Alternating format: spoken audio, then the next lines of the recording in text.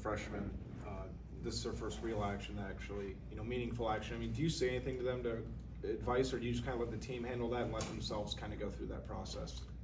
Yeah, we played, we scrimmaged Wichita State. They were good. I thought Quincy did a really good job.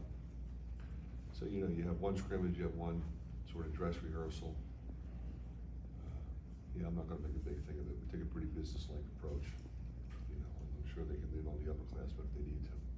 You went with kind of like the hockey line change sort of substitutions in the exhibition. Is that something you plan on doing, or is that just kind of, I'll typically put a couple guys in first, but I mean, if I'm going to play 10, they're going to get in there anyway. They're going to get in there eventually.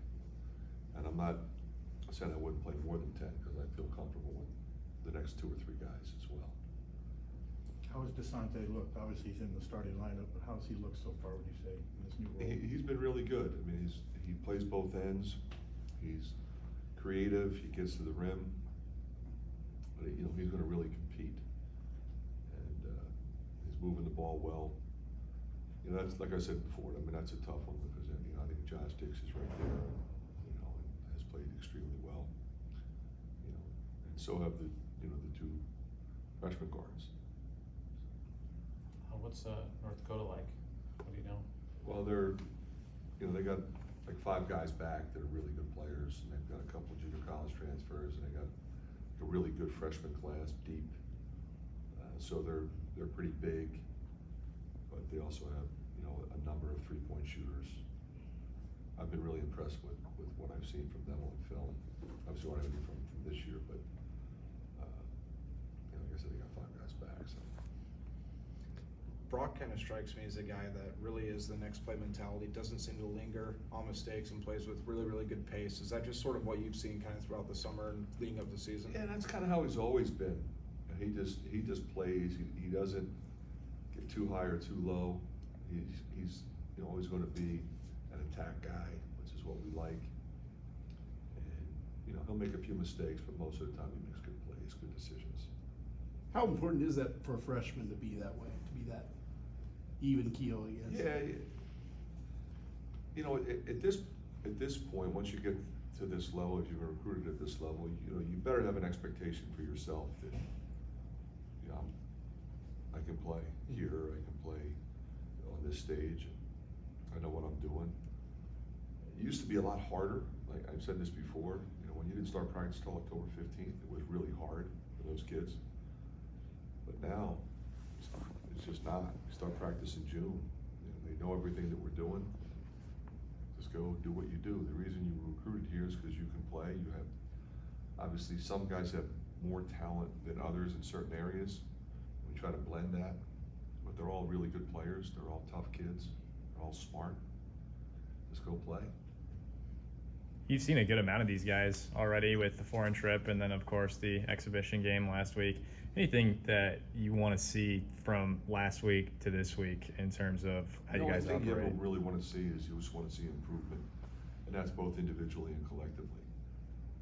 So most of our guys have played pretty well. Some of them maybe didn't shoot as well or didn't have as good a game. You want them to be better. We got out rebounded in the scrimmage. We gave 14 threes in the last game. Those kinds of things you want to see improvement on. You don't want to give a team 14 made threes. Unfortunately, we still won, but you got to play better defense than that. Patrick's coming in here in a bit, I'm told. What do you want to see from him this season?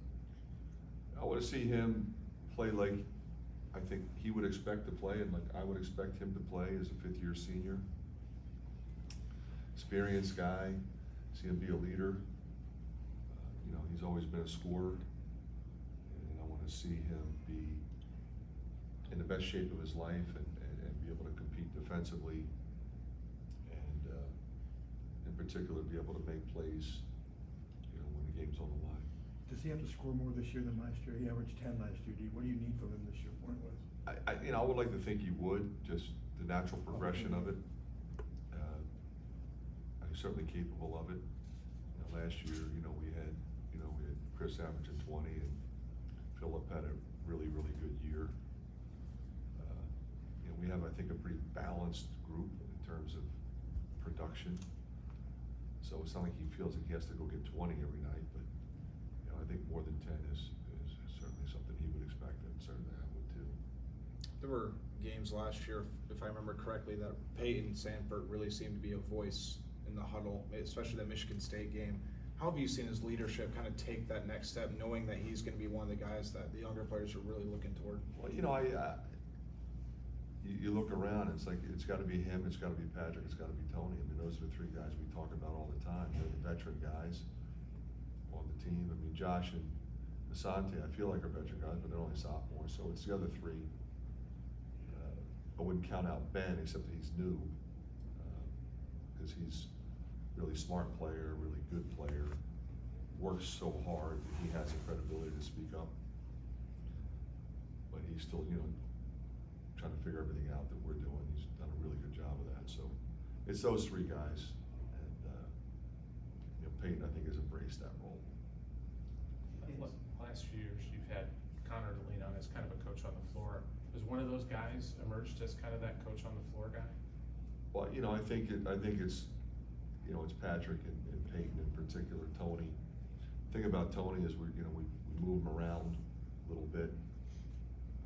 I think he's always been a gamer, but he hasn't been a big vocal guy in that regard.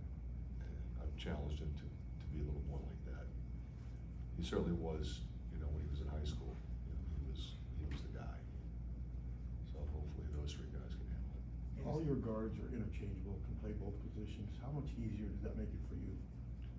Well, in particular, Pat, when you see a lot more teams playing four guards, you know, because if you put four guards out there, some of them have to be able to shoot, some of them have to be able to make plays. But you can play 2-point guards. You know, the point guards we have, they all can score.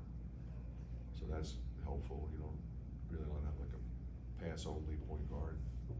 So that's important.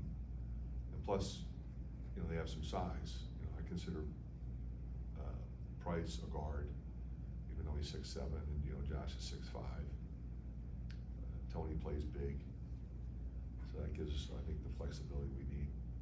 It seemed like Logi and Owen kind of had some high-low action going in the exhibition. Was that something you've worked on with them, or is that kind of them just doing that? Logi's really good, you know, as a passer, and then Owen can really finish. I think that's, you know, those two guys have, I think, have meshed well together. They're both, they both have instincts, they both have skills that enable them to, like, are not just a scorer and a rebounder. You know, the game has evolved. If you want to play at this level, you gotta be able to run, you've got to be able to dribble, pass, and shoot. Play on the perimeter, play in the post. A lot of teams play with an open post. You know, we do. North Dakota does. But that doesn't mean there's not going to be somebody. You're going to be in there. Somebody's going to be in there at some point, whether it's a back cut or a spin-in post. So, you know, watching those guys kind of play that way is what I recruited them to do, what I wanted to do. After your last game, last season, I asked Perkins what he wanted from the coming season. He said he wanted to be known as the best guard in Iowa history. And while that may seem like a reach, but does that sort of fit with what you know about him?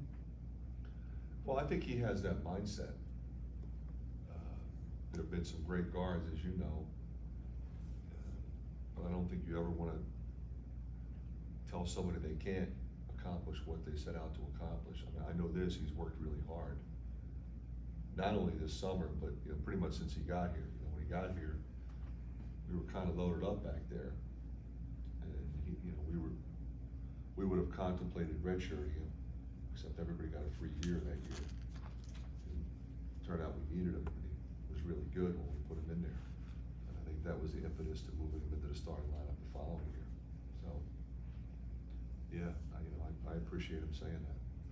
Obviously, you've been through like a lot of opening games as a head coach. Do you still get like kind of excited butterflies, you know, before the first game, or is that just kind of normal? No, I take a pretty business-like approach across the board. You know, the first day of practice, the first game, you know, we try to make sure that our guys understand the game plan based on who we're playing, but most importantly, what we wanna do. In general, and then maybe specifically for that opponent. So, you know, if you start getting too hyped up and too high or too low, you know, I don't think that works. And I've been around long enough. I watched it a lot with, you know, when I was an assistant for Coach McLeod, you know, he came back to college, coached 82. And that was his approach. You know, you're playing 82 games plus preseason plus playoffs, you're coaching 100 games a year. You better be locked in to what's coming next. Let's fix what needs to be fixed, and let's try to improve, and let's prepare, and you know, not get too down after a loss or get too excited after a win. You see that a lot. A big win and during the season, okay, well, we got to play again Tuesday. So that's kind of how I am in terms of that. How much do you like the close scrimmages? And would you like to have more of the open ones like were played last week with some of those Division I teams? You know, I'd like for us to be able to play more the way we, you know, the great thing about it is, you know, we played more than 40 minutes. Mhm. We played different combinations. I've said this before. If you want to work on your zone, you play a zone in a game and they hit a couple shots, you're getting out of it. Now you stay in it, you work on it, you try to get better. You let your young guys figure it out. They're in the wrong place. And you're not worried that, okay, we're going to lose this game by 3. You try to win the next segment. You know, we zero the score at the end of each segment. Then we do situations where you're up 1, you're down 1, there's 3 minutes to go. We're pressing, they're pressing. Side OB with 45 seconds to go in the game. So now, okay, we're tied or we're down 1, we're up 1. Do we have a timeout? You know, we're fouling, are we fouling? That kind of thing. Just get so much more out of it. You know, I'd like to be able to do that more often and not make it a big deal. You know, whoever started calling them secret scrimmages is just idiotic. We scrimmage Wichita State on a Sunday afternoon. There's nothing secret about it. Okay, we're not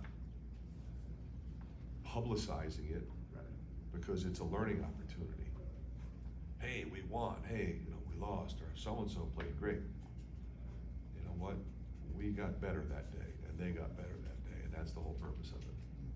Fran, I think about, Last question, Dan. yeah, Bakari and Phillip and the way they were able to kind of integrate with the current team. It seems like Ben Kricke's kind of next in line to Seamless transfer. transition, no question about it. I mean, and a lot of it is his attitude, just kind of who he is, but his work ethic is tremendous, and he's really talented. But his game also fits our style, which I think is one of the reasons why he came here in the first place. I think he knew we would utilize him in the right way. So I'm really excited for him. I think he's going to have a great